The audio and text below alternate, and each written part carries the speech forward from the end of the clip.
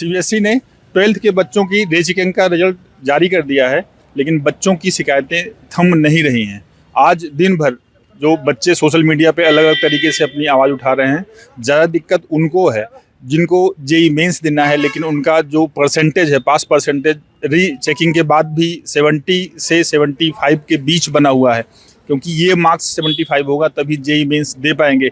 इस तरह के बच्चों की संख्या काफ़ी ज़्यादा है। वो लगातार रेज कर रहे हैं अपनी डिमांड कि जो चेकिंग हुई है उससे वो संतुष्ट नहीं है, उसमें कुछ गड़बड़ी की बात भी कर रहे हैं। इसको पूरा जो देखा हमारे सहयोगी ललित कौशिक ने देखा।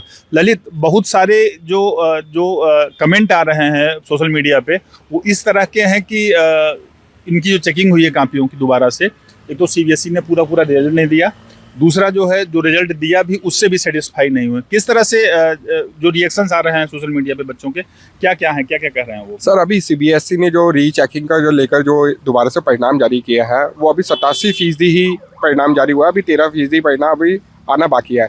लेकिन जो परिणाम सीबीएसई की ओर से रीचेकिंग को लेकर जारी किया गया, उसको लेकर जो सोशल मीडिया है, एक्स अकाउंट पर सीबीएसई को टैग करते हुए पूरा भरा पड़ा है। छात्रों अभिभावकों की तरफ से काफ़ी शिकायतें दर्ज कराई जा रही है।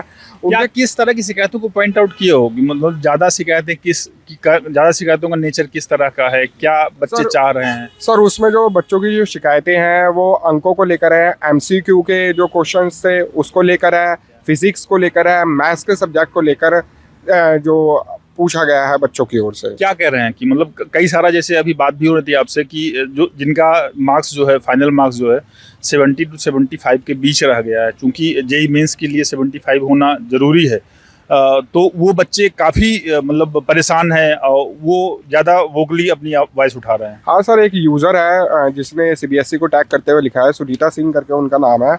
उनका कहना है कि उन्होंने 5 एमसीक्यू सवालों में 5 अंक बढ़ने चाहिए थे। उसका कहना है कि 5 अंक बढ़ने चाहिए थे, लेकिन जो है सिर्फ 4 अंक ही बढ़े हैं, और वो उस 4 अंक के बढ़ने की वजह से जो उन्हें 1 अंक नहीं मिला, उसकी वजह से वो जेई का जो 75% का जो मानक है उसे पूरा नहीं कर पा रही हैं।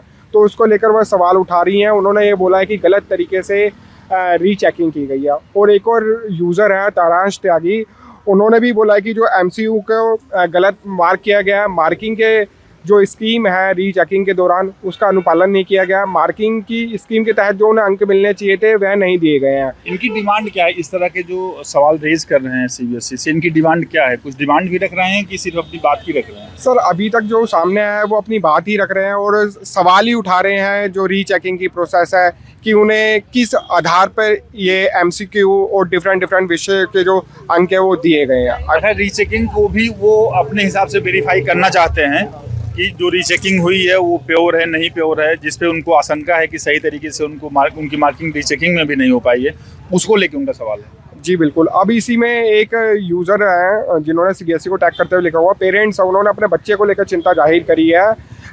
नितिन बंसल करके उनका नाम है। उन्होंने मैथ्स और फिजिक्स को लेकर सवाल खड़े किया। उन्होंने कहा है कि उन्होंने 25 नंबर के लिए रिवैल्यूएशन का अप्लाई किया था, कि उन्हें रिवैल्यूएशन में 25 अंक को लेकर उन्हें सवाल थे, बट जो उनका वहाँ से जो रिवैल्यूएशन में आया है तो उनका कहना है कि उनके अंक जो है ठीक से जांचे नहीं गए हैं और ना ही सही तरीके से दिखाए गए हैं। यह सब उन्होंने आरोप है कि ये ड्रामा है। तो जो बच्चों को जो आंसर शीट मिली हुई थी, जिससे उन लोगों ने अलग अलग टीचर जो अपने परिचित थे जो इवेल्युएट कराया था, उसमें बच्चों का जो कहना है वो मार्क्स ज़्यादा दिख रहे थे, और जो सीबीएसई ने जो रीचेक किया हुआ है उसमें कम दिख रहे हैं। बच्चे इसकी बात भी सोशल मीडिया पे कर रहे हैं कि सीबीएसई ने जो रीचेकिंग का रिजल्ट जारी किया हुआ है वो उनको सेटिस्फाई नहीं कर पा रहा है। सीबीएसई की तरफ से अभी इस पे कोई कमेंट नहीं है। सीबीएसई बच्चों की इस डिमांड को किस तरह से देखता है ये देखने वाली बात होगी, क्योंकि अभी तक कोई ऑफिशियल रिएक्शन सीबीएसई की तरफ से नहीं मिल पाया है। अभी के लिए बस इतना ही। वीडियो जर्नलिस्ट विवेक निगम के साथ मैं संतोष कुमार, अमर उजाला के लिए नमस्कार। आपके राज्य की खबरें, आपके शहर की खबरें सबसे पहले जानने के लिए देखते रहें अमर उजाला। चैनल को सब्सक्राइब जरूर कर लें और पाएं हर अपडेट।